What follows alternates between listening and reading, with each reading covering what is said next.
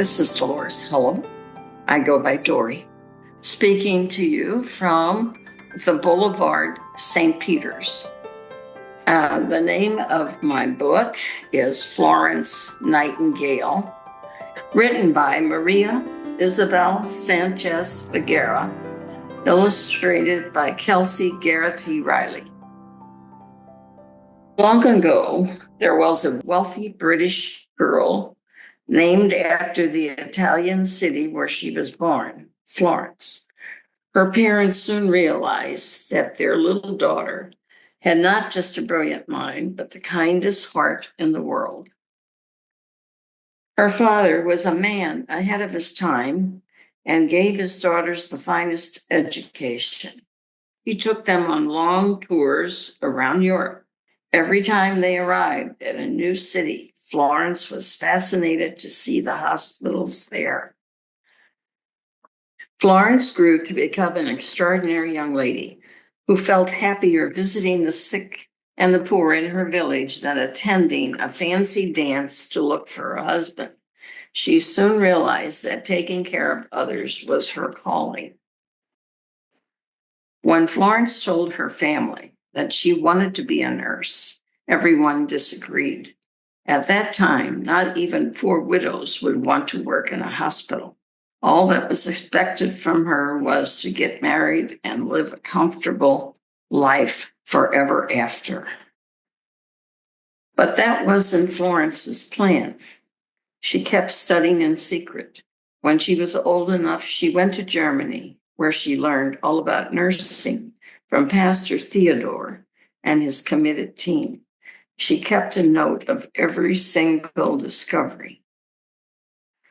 Back in London, Florence took a job as a head nurse at a hospital for women.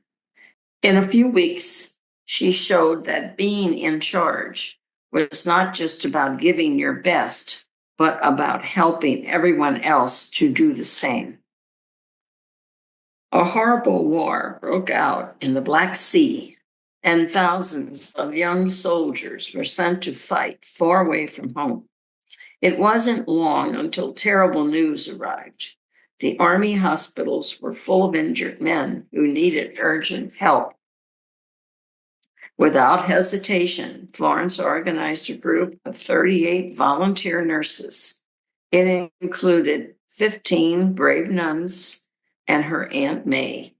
With just a few days' notice, they sailed away to Constantinople, ready to assist the soldiers with patience, diligence, and kindness. Nothing had prepared Florence and her nurses for what they found. That hospital was the darkest, dirtiest place they had ever been to. It was in such terrible condition that instead of getting better, injured soldiers were getting ill. Florence started by telling all the doctors to wash their hands before assisting a patient.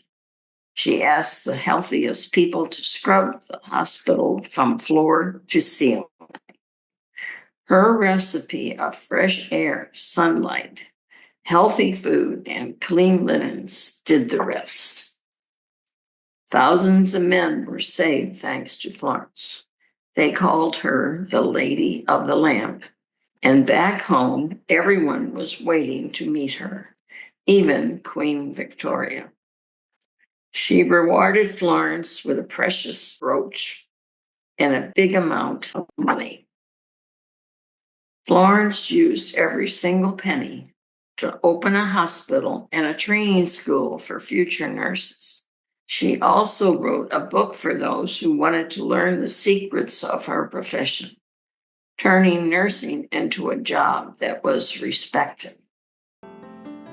And every May, for little Florence's birthday, the whole world celebrates International Nurses Day, a date to honor the mother of modern nursing and the work of all the brave nurses shining a light on us all. Happy International Nurses Day.